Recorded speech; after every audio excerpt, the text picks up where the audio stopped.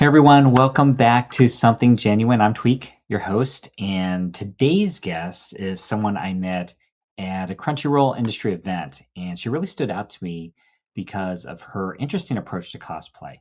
Um, and to kind of introduce this topic, I want to say it's not exactly a hot take in today's culture, especially in cosplay and content creation, to say that sometimes everyone's just trying to be louder, bigger, even shocking just to get people to pay attention. But today's guest feels genuinely different. She is a creator, an anime fan, a hijabi cosplayer, as well as someone who navigates the content creation space with authenticity. And we'll talk about all that with her today. So please welcome my guest, Annie. Well, welcome, Annie. Thank you for joining me today. Thanks for having me. I really appreciate it. No, I'm so excited to have you on. I have just doing all our anime stuff and covering conventions and all sorts of things. We're always running, of course, into cosplayers. I have a lot of friends in the cosplay community. And I wanted to bring a cosplayer onto our show, but I was looking for someone who had maybe a different perspective than what I'm typically used to or that I know of. But I want to talk about all that. But first, I just kind of want to get your story a little bit, like your cosplay story, if you will. Like, how did you get into cosplay? How did that all kind of develop? So, when I was younger, I was always fascinated by Halloween because Halloween isn't a part of Islamic tradition, so my family never really celebrated it. But I thought it was so cool that there was a day where people like dressed up in costumes. And I asked my parents about it when I was really little. I must have been like 2 or 3. I was like, "Can we do Halloween? I want to dress up." And they were like, "Well, it's not part of our religion. But if you want to dress up, you can just dress up. Like, you don't need to have a special day for it." And I was like, "Oh my God, really?" And so when I was really little, like again, like a toddler, I had like a Tinkerbell costume and a Belle costume and an Alice in Wonderland costume. And I would just wake up in the morning and be like, "Mommy, I want to be Belle today." And she'd be like, "Okay, go put on your Belle dress. We'll go to the mall and you can be Belle." And that's another thing that got me into acting because whenever I would dress up as these characters as a little girl, I wanted to be those characters. So I would memorize lines from the movies, from the books. I would try to talk in their voice. I would be fully in character the whole day, just dressed up as whatever Disney princess or, character I felt like being that day. And then when I was about, I think, 9 to 10 years old, I think, like an older kid, sort of, is when Heroes of Cosplay was on Sci-Fi, the TV show with Yaya Han, absolute icon of the cosplay community. And I went, "Oh my God, there's a whole community of people whose entire lives and hobbies is dressing up as fictional characters. No way! That's what I want to do." But I started wearing my headscarf. I started the hijab journey, as some people like to say, when I was about 10 or 11. And so I went very quickly from being like, "Oh my God, there's this whole community of cosplayers and that's so cool and they dress up like their favorite characters," straight into, "Well, I wear a headscarf. No one's gonna wanna see that. No one's like, I'm not gonna be able to pull off these costumes because I wear a headscarf. I don't wear wigs. I don't show skin." So a lot of these fictional character designs, they've got crazy hair, they've got a lot of skin showing. I was like, "I just can't do it. I might love it, but I can't do it." And then when COVID hit, I was like already been really interested in cosplay for years and years and years and years. And I went, "You know what? Even if people are laughing at, like, if I think people are gonna laugh at me for trying to cosplay as a hijabi, it's COVID. We're all locked inside. The only person that's gonna be laughing is me. I'm the only one that's gonna see it."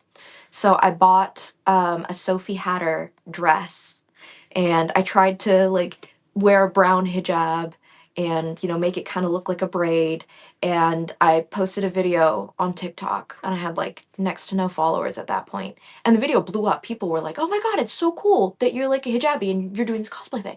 And I was like, "Oh my God, they're not laughing?" I mean, there's some people that are laughing, but like a lot of people are also like really encouraging. They're like, "You look amazing. This is so incredible. I hope you pursue this."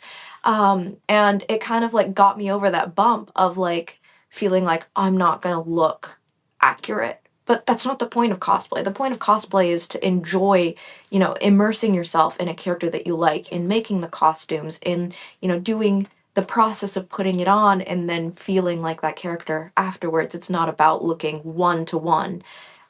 Even if you're in a cosplay competition, it's about your craftsmanship, the techniques that you used. And so kind of getting past that self-limiting belief of, well, no one's going to want to see it, to like, who cares if no one wants to see it? I want to see it for me. I want to do it. That's kind of how I kicked off my online cosplay career, I guess you could say. Yeah, no, I love that. I'm a big fan art aficionado. So when I see people artists being really creative with their art, not and it's the same thing with like if you're imitating someone in acting or something like that, it's it's often best when you're not super close to the original but putting your own spin on it, putting some sort of create like your cosplay today. I love it. It's it's so cool how the hijab works with everything, and and you're doing your own creative spin on Miku. That's just super super awesome. And when I read the comments on your Instagram, that's by far what I see. Like just a lot of people are like, wow, that's really great, that's really really terrific, you're bringing something different to the community. That's super cool to me. And I thought it was really interesting because um, when I first met you, we were at a South by Southwest Crunchyroll industry event, and I didn't actually meet you first. I met your mom. That was and she was dressed as Nezuko from Demon Slayer, and so so I wonder how have you like you must have had conversations with her beyond like you talked a little bit about Halloween, but then once you started really cosplaying and getting to the community, and now she joined you and supporting you in that as well. I mean, how did that conversation go with her? Because I mean, I'll tell you, I'll paint kind of the perspective that I might think as an outsider, which is, and it's the same thing with the Christian community, where you have the older generation who may be more conservative in their thoughts and are like, oh, for the Christian journey, we in the 80s and 90s we had the Satanic Panic, and people were like, no Pokemon, none of that. And then I see your mom dressed up as Nezuko, and I just wonder, like, was there a transition that had to happen there? Were there conversations that had to happen where she would go from like understanding what cosplay is to even joining you in cosplay? Yeah, so I'm very blessed that I'm very close with both of my parents. They've always been extremely understanding and encouraging of me and my interests. Like I said, God blessed me with two very wonderful parents. And like I said, when I was a little girl and I told my mom I want to dress up, she's like, okay, you can dress up. Go ahead. And then as I was getting older and learning, about who Yaya Han is and what cosplay is and cosplay competitions, I would talk to them about it all the time. I'd be like, oh my gosh, this week on Heroes of Cosplay, which, in retrospect, we know that that show was kind of a dumpster fire in its own way. But this is what they did, and this person made this costume out of this, and that costume out of that, and they used this technique. It was so cool. Um, and I would try and float ideas to them. I'd be like, well, maybe I can be Arwen from The Lord of the Rings because she wears a long dress, and I can like cover the chest part with my hijab, and oh, but I don't know if that's gonna look good. Maybe I won't do it. And my parents were always like, you can do it. If you want to do it, we'll support you. Um, and almost everything I do, like the music that I love, my acting stuff, every time I express an interest in something, my parents really want to do it with me.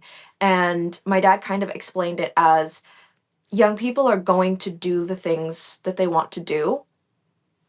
Either you can encourage them and be there with them in it, or they can do it behind your back and get hurt or do something dangerous or get themselves in trouble. And I've been a very well behaved child, mostly. I think so. So a lot of times when I was like, oh, I want to try this, they'd be like, okay, let's do it together. Let's do it as a family. We'll do it as a family thing. Watched anime with them as a family, did everything with them as a family. And so when I first started cosplaying, like I said, it was during COVID times. And so my mom and I together would go do groceries, when we were able to. And I would be like, Mom, I kind of want to wear this cosplay outfit to go do the groceries. And she'd be like, okay, like you're covered, you're wearing your headscarf. If it's something that you want to do, you can do it. And then the first time I ever went to a convention, I was kind of scared to go by myself. And so I just asked my mom, I was like, Mom, do you want to come to the convention with me? Because I do almost everything with her. And she was like, Yeah, absolutely, I'll go to the convention with you. So she came with me to the convention. And then the second day, she was like, I want to dress up with you. And I was like, Really? She's like, Yeah. So I think the first time we ever did a convention together, I dressed her up as Kanae, Shinobu's older sister, and she loved it. She had a blast. And then after that, it was like, again, because I include my family in everything that I do, and because my parents really want to be there with me through everything that I do, it just became a thing where I was like, okay, Dad, I'll buy you a Rengoku costume, and then we can do Demon Slayer as a family. Or, Mom, I got two Attack on Titan costumes. We can pick whatever characters we want to be because the uniforms are really interchangeable, and we can do that together. We can be Hanji and Mikasa, or Mikasa and Annie. Um, and so it was all very natural. I never really had to have those conversations where I was like, oh, this isn't evil or this isn't satanic or anything like that. Because, like I said, my parents wanted to be part of my life, and they wanted to have that trust between us where I could tell them exactly what I was doing, exactly where I was going, and feel comfortable having them with me doing it for safety reasons and things like that. And so if I told them, hey, I like this anime, they would research it on their own and then be like, okay, we found it on this streaming service. Let's watch it all together as a family, which sometimes leads to funny things. I Like bet. I watched Black Butler with both my parents, and then I had my mom who was agreeing with me that Sebastian Michaelis is the anime man of all time. She literally calls it, "Can we watch the show with the butler that I like?" Versus my dad going, "There's a lot of innuendo in this. This Yeah. feels really, really homoerotic." And I would be like, "Dad, just don't pay attention to that part. Pay attention to like the Just let it cool go over fighting." you. Yeah. Yeah, or like watching Attack on Titan. I wanted to watch Attack on Titan. I had a teacher at the time who also watched anime. I was like, I want to watch Attack on Titan. And they were like, You're in seventh grade. You're too young to watch Attack on Titan. And I was like, Oh, poo. I get home. My parents go, Hey, there's this cool new anime that's coming out called Attack on Titan. Let's watch it as a family. So we're watching it as a family, and we're laughing at the Titans being like naked Barbie doll people Mhm. with like no features. And it was one of those things where like I never felt like I had to do anything behind their backs or explain anything to them, because if we were doing something as a family and they were uncomfortable with it, my dad was like, I think Black Butler is a little too homoerotic for my tastes. I don't really like watching it. You can watch it with your mother. It's fine. So it was things like that where I was like, every now and then I'll get a cosplay and they'll be like, oh, the skirt's a little short. And I'll be like, yeah, it's a little short. And they're like, can you just tug it down like a tiny bit? You can go, but just like give it a little tug. And I'll be like, okay, yeah, great. I'll do that. I'll give it a tug. I'll go to the convention, have fun. Um, and we have that trust with each other and that engagement in each other's interests. That's the word I was going to use. It seems like there's a lot of trust in your relationship. That's, this is the kind of parenting that, we want to see out there and support and love, right? Where the child can talk to the parent and the parent can talk to the child and work through things together and join in each other's interests. That's awesome. I love hearing that. A lot of folks probably listening here don't have that kind of relationship with their parents, but that's I think that's all what we want to have, at least for our kids in the next generation, to try to build that if we didn't have that, and to treasure it if we do. So, no, I love that. I want to talk about that a little bit more, but I want to just take a really super quick detour. Just to ask you, have you met Yaya Han before? I have not. I have tried multiple times. I've never gotten to meet her. There were a couple like sweepstakes that I entered, a couple of which were canceled or like I just didn't win them. I don't think she's ever been to a convention that I've been to. So like for me, I can't really afford travel. So all the cons that I go to are within driving distance of where I live. And a lot of them are smaller cons, which there's nothing wrong with a smaller con. I like the intimacy of them, but like she's at the big cons most of the time, and I'm like, I can't afford interstate travel, so I'm just gonna keep up with her on Instagram. Yeah, well, maybe one day she'll come to Maybe one one of the day. big cons around here. The So you have this really great relationship with the with your parents that we were just talking about, um, and but I've and I haven't. It's not like I've been looking out for hijabi cosplayers, but you're the first one that I can kind of remember and see and be like, oh, you know, that's different to me. Is there a strong community of other hijabi cosplayers, and do you all kind of share the same approach to cosplaying? Yeah, so there is a pretty large community. I would say the largest community of hijabi cosplayers are Malaysian and Indonesian cosplay communities because Malaysia and Indonesia are, I believe Indonesia is like 89% Muslim. And so it's Southeast Asia. Anime is huge there. There are a ton of hijabi cosplayers from Malaysia and Indonesia. Um, they're not very well known outside of those countries though, because Malay and Bahasa Indo content doesn't really get put on an international scale the way that American or like Japanese or Chinese content, kind of gets shared with the entire world. So I do know of a lot of Indonesian and Malaysian hijabi cosplayers that, because my mom is Indonesian, and sometimes, I'll share Indonesian videos with her on TikTok. Those content creators do end up on my For You page. So I find them and I follow them and we engage in like broken English or broken Indonesian. Um, but there is also a pretty large community of Western, I guess you could say, hijabi cosplayers.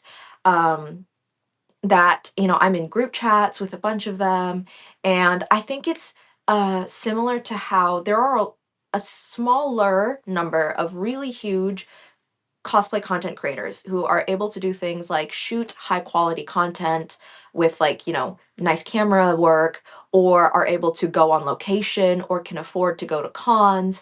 But the vast majority of cosplayers are, teenagers, young people. They don't really have all the funds. They might not have the money for like a great lighting setup or a good camera or a nice phone to record and edit video content on. And because social media algorithms really prioritize high quality content, like high production value content, the vast majority of these cosplayers aren't really able to build audiences because, maybe they're filming in their room at night and the lighting isn't the best, but it's just what they have, or they can't afford to buy pre-made cosplays, or don't have the time or the money for materials to make like a really, competition quality cosplay outfit. And so they're doing closet cosplays. And the same way that closet cosplays don't always do as good for non hijabi cosplayers as they do for hijabi cosplayers. So I think it's just one of those things where, like, I'm blessed to, have the financial resources to buy things like ring lights and tripods, and to have a work schedule where I can take days off to go to conventions or to go places and film.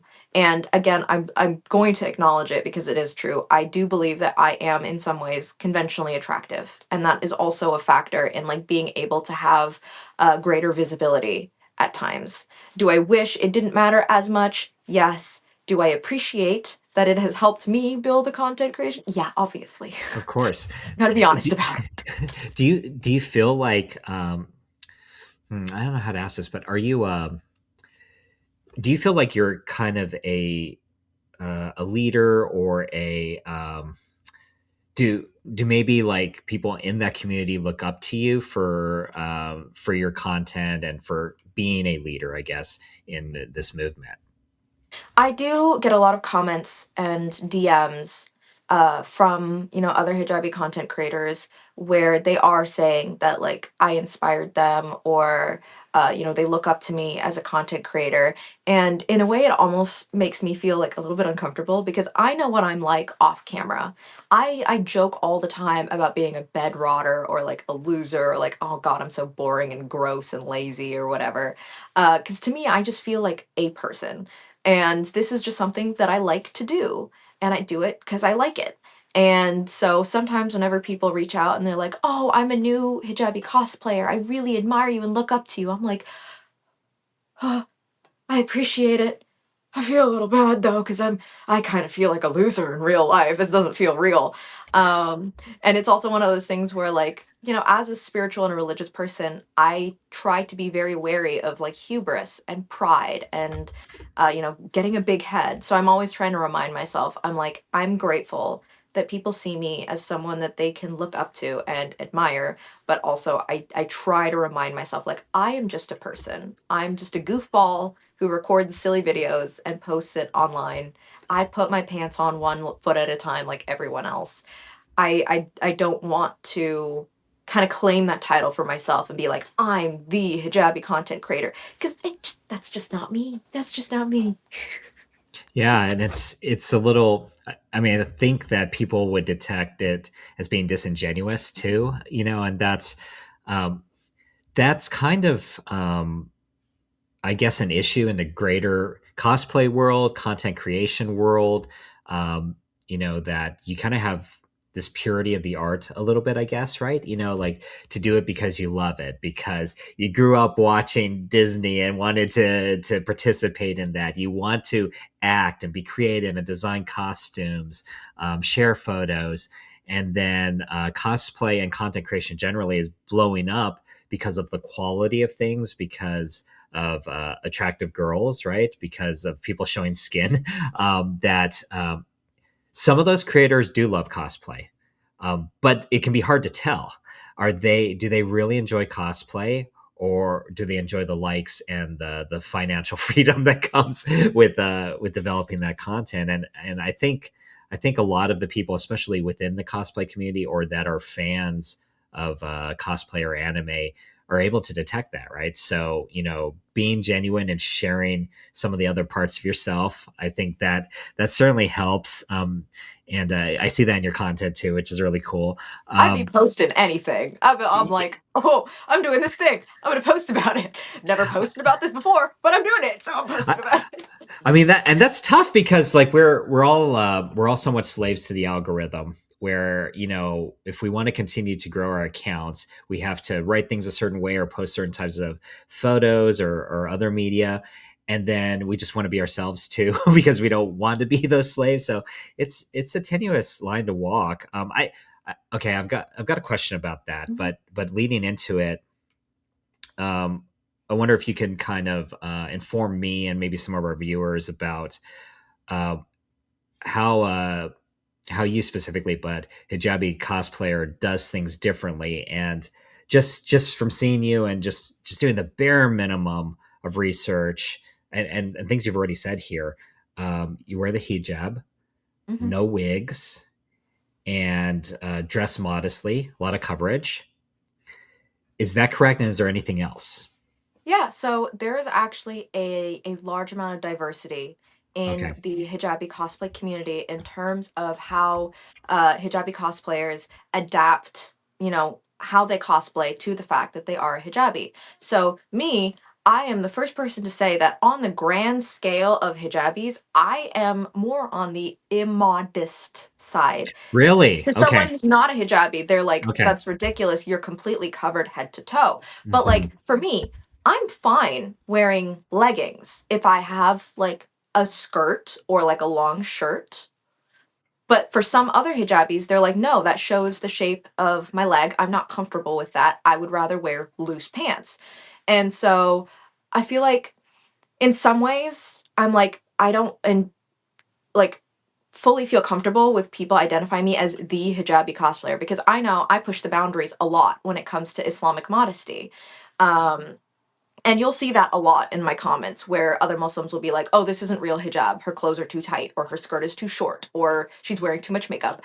And I'm like, okay, you're allowed to have that opinion. That's totally fine. This is how I engage with my face. This is the level of modesty that I'm comfortable with, that I enjoy having. If you're more modest than that, good for you. I'm happy for you. And so, for example, I style my hijabs very much like the character's hair. Some other Muslims are uncomfortable with that because they're like, well, you're making the headscarf look like hair. So you're defeating the purpose of the headscarf. But to me, I'm like, well, you can tell it's a headscarf. You just identified that it's a headscarf. So to me, it's doing its job, regardless of what shape that it's in. So some hijabi cosplayers will just wear a headscarf in the color of the character's hair, but they'll wear it in like a traditional style. They'll just wrap it. Or there are some hijabi cosplayers that do wear wigs. And to be completely honest with you, I have worn wigs in the past. I just don't always feel comfortable with, covering my hair with something that literally is just more hair. Like I can make a religious argument that it's fine because it's a costume and my hair is technically covered and people know I'm a hijabi and I'm wearing like a pull-on hijab underneath, so I'm still covered. But the fact for me that I have to make it an argument is something that leads me to like not be comfortable doing it 99% of the time. And so if you're able to like see more hijabi cosplayer content, you'll see some people who make their own, cosplays from scratch that are very loose, very baggy. They'll wear like loose pants underneath their costumes, or they will completely like change the design to be more modest in their own ways. And that's sort of, I guess, my explanation. I'm kind of wandering No, off. great. That kind of diversity within like the thought and how to approach it. That I think that's really important to mention. It I'm a little all over the place because I just keep thinking more questions. The the I don't know how much you know about us. So I didn't explain it too much beforehand, but we are a Christian like site, Mhm. and so we actually share a lot of perspectives just from a different faith angle. And what I've noticed in recent years with the polarization that's going on is that when we get hate about stuff, um, it used to be that it was often from non Christians. But these days, I would say most of it is actually from other Christians. And um, and it bothers me.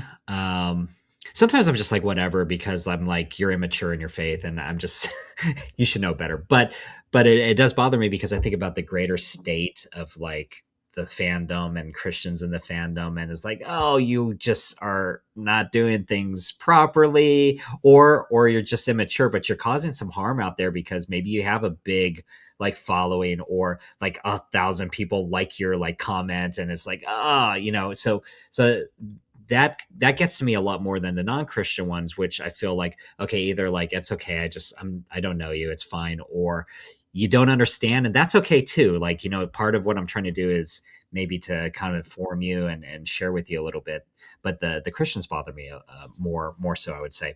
And I wonder if it's the same with you. If you do any of the negative comments for first of all do some bother you more than others, if any of them bother you, and do you are you seeing a rise or um, in negative comments from either Muslims or non-Muslims? Yeah, so I will say that negative comments almost never bother me personally. I'm very much the kind of person that is like, whatever your opinion you have of me is your business. I don't care.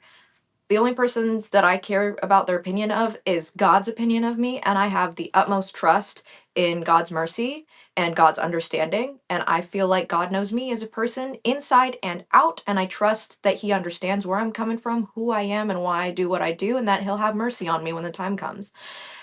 So whenever anyone comments anything rude or cruel or corrective in my comments, I usually laugh it off or like roll my eyes at it because I'm like, yeah, okay, sure, whatever. Like you're allowed to have that opinion. I don't really care that you have that opinion about me. And sometimes when they're especially caustic or like really aggressive comments, I'm like, wow, you're really okay looking like that on the public internet?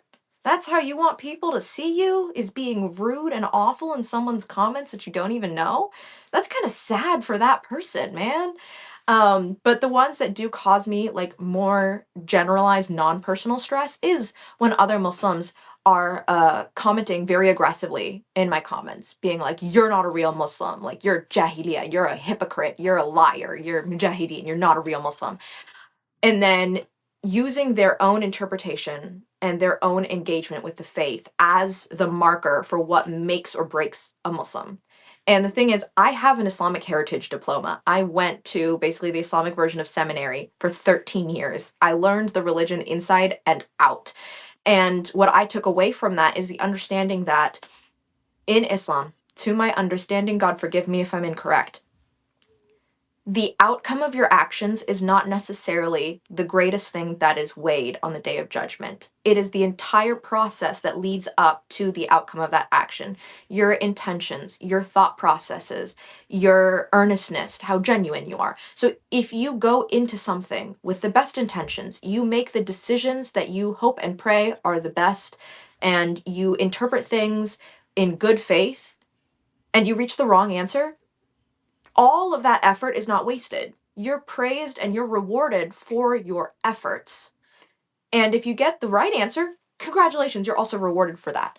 And so when I see people having such like a judgmental nature of being like, you're not doing it how I think you should be doing it. Therefore, you are completely wrong. You're thrown out. Nothing you've ever done, as a Muslim, no part of your faith matters because this one thing about you is something I disagree with.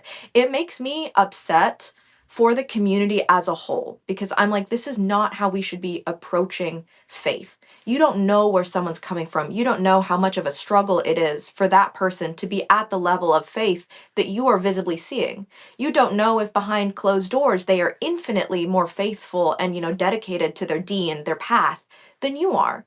And so if I see someone who I think is being less pious than I am comfortable with, I'm like, yo, I don't know that person's journey.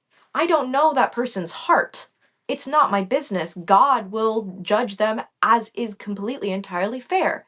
And if I feel some type of way about it, I'm not going to attack them about it or talk badly about them. I'm going to, when I'm praying, I'm going to be like, Allah subhanahu wa ta'ala, like, God, great God, guide this person, make it easier for them, make their lives easier for them, bless them.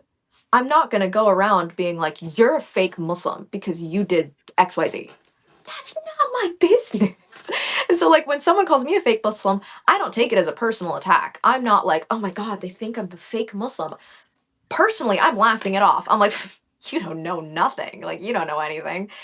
But then I realize that other people are seeing those comments. Other Muslims who might not be as secure in their faith as I am are seeing comments like that. And I get upset because I'm like, what if the way you're speaking about faith is pushing other people away from it?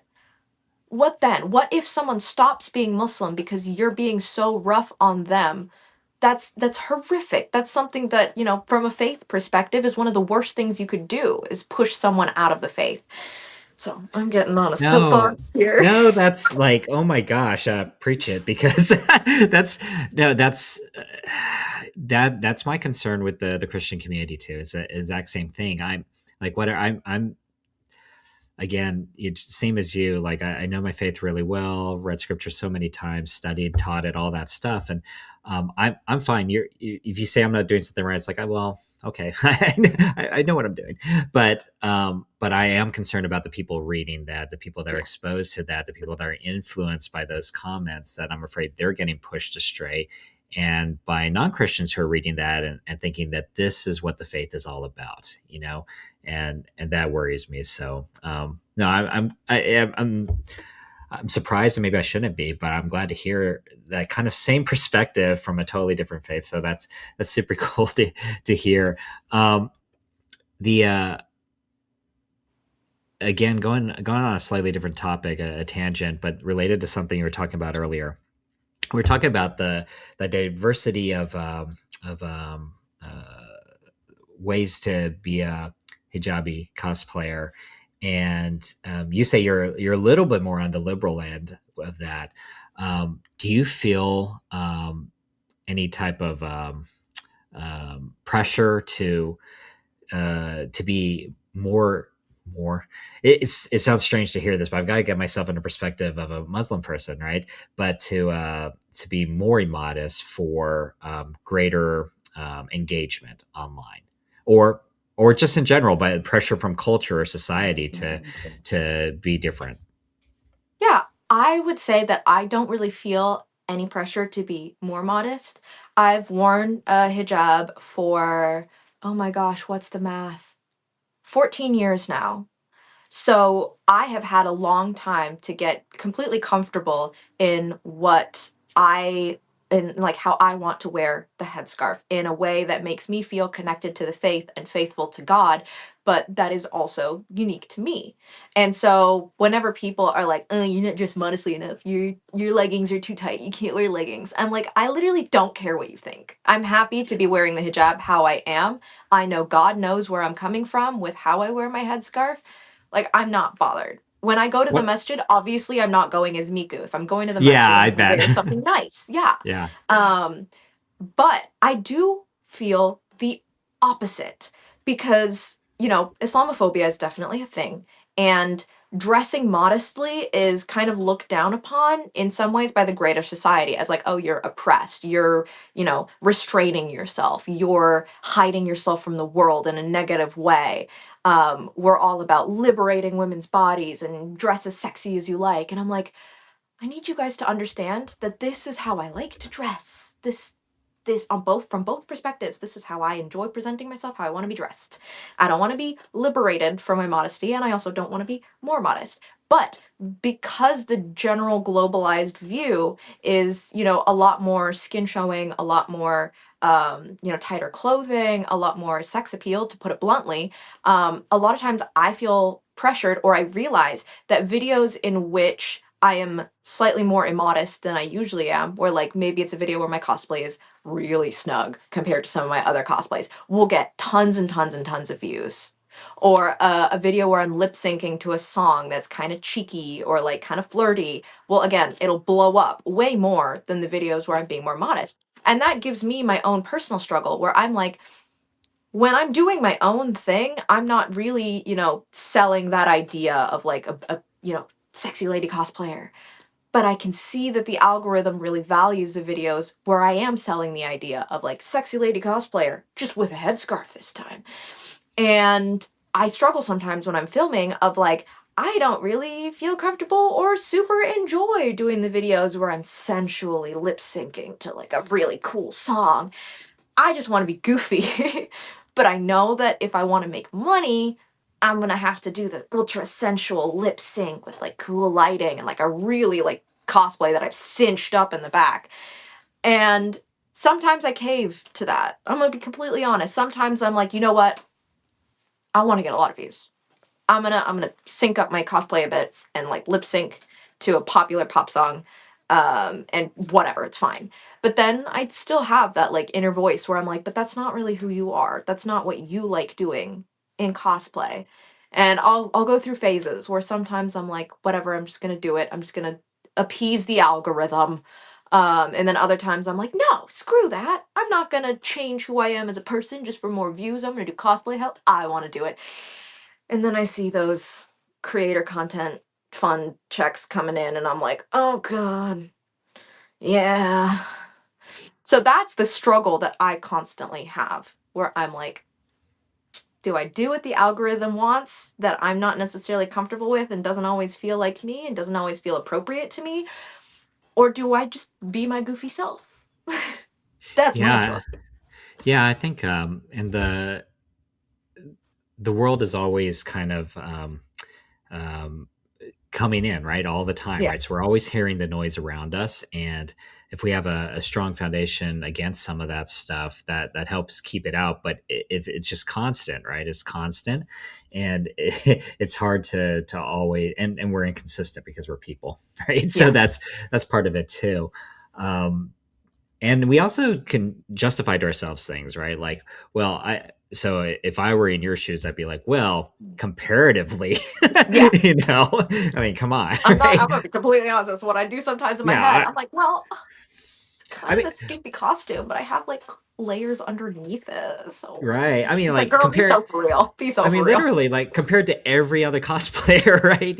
Like I don't have to go all the way to like OnlyFans cosplayers. I mean, just Yeah, like yeah. the person next door, right? Even compared to that person, I'm still dressed incredibly modestly, right? So I can, yeah, I can see how that could be easily justifiable or a struggle. So yeah, bless you with that. We're trying to work through that struggle and figure that out.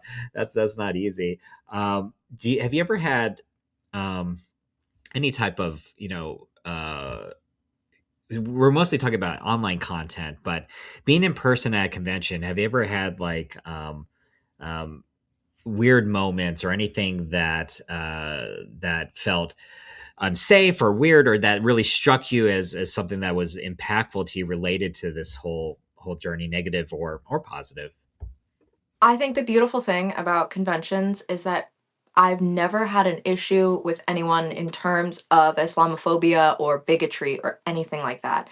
The cosplay and convention community, they're all very understanding, very open. If I've ever had conversations about faith, it's just been like you and me right now talking earnestly. Even if I can tell someone disagrees with me or has a different opinion of faith in general or my engagement with faith than I do, there's very much an energy of I want to hear your perspective, and even if I don't disagree with if even if I don't agree with you, I'm not going to attack you about it. I'm just going to let that conversation close.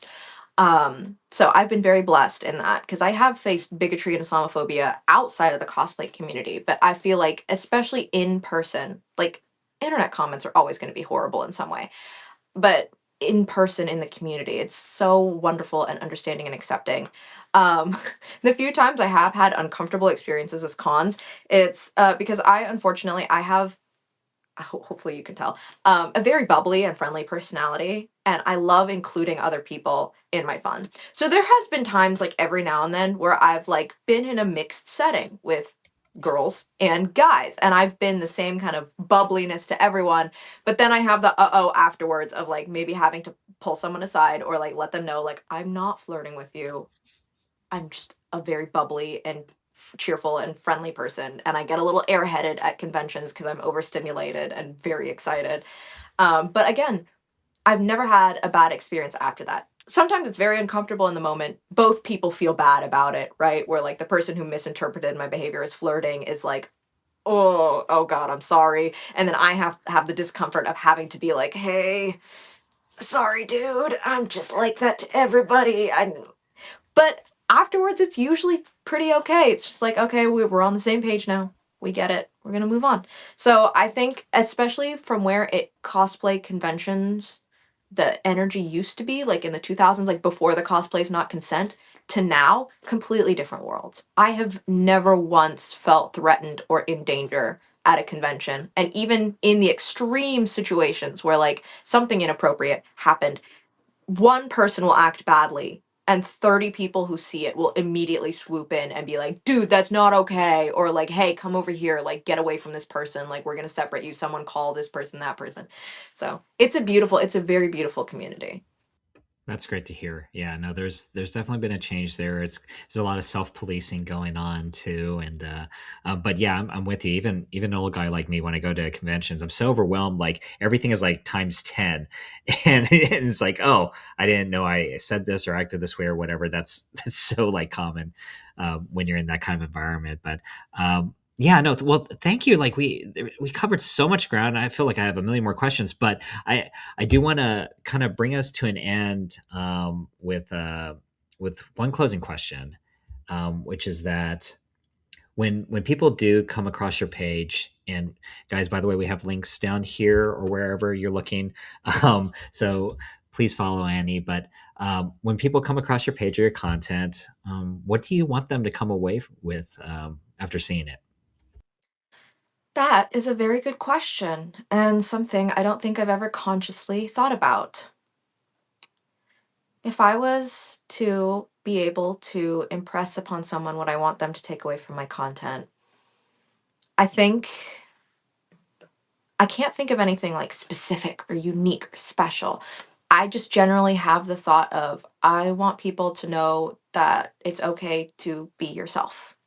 We're all on different journeys in life. We're all on different paths. No two people are walking the same road, whether that be religiously, socially, economically. Um, and I think everyone, so long as they're not hurting others, should have the freedom to walk their own path at the pace that they see fit. So whether you're looking at my account from a religious perspective and you're like, oh, I don't think she's modest enough, or from a, secular perspective and it's like, oh, I think she's too religious. I think that those shouldn't be thoughts that we have about other people. I think we should be able to look at others and appreciate them for the beauty they have in their own path, their own journey, their own life. So if my ideal goal for someone who opens my page, I would love them to be like, oh, this is a unique individual who's walking her own path in her own way. Whether or not they enjoy how I'm walking on my path, my hope would be that we as humanity have an understanding that everyone's life is different. God would have made us all clones if we were supposed to all be the same. And hopefully teaching people to have that understanding of everyone's life is completely different, everyone's walking different paths, and we can appreciate the beauty in that for everyone. Oh, I love that. Part of what makes us human is our differences and our uniqueness and our different paths. So that is a wonderful way, I think, to close the interview. Thank you so much for joining me today, Annie. For everyone out Thank you for there, having me. oh yes, yeah. No, we'll touch base in the future too, I'm sure. But for everyone who's viewing, follow Annie on Instagram, Kitty Kitty, but with X's instead of I's. Yes. So KXTTY, one word, twice. And then also you're active on Threads as well, same username, and then TikTok, not your ABG. Yep. So NOTYOURABG on I TikTok, really but we shot myself in the foot with my branding. I made my accounts when I was in high school and like freshman year of college, and I'm just like, dang. I no, wish I I knew know, back man. then that I was going to be a content creator. I would have had better branding. My username is Tweak. It doesn't mean anything, but I've had it for 25 years now. I can't do anything about it, so I get you. I get you. But yeah, please follow Annie. Support her on her journey as well. And thank you everyone for joining us. We appreciate you spending time with us. And take care, everyone. We'll see you. Annie was great, wasn't she? Yeah, I don't know if you can be more impressed by a young lady than I was with her. She really has her head straight.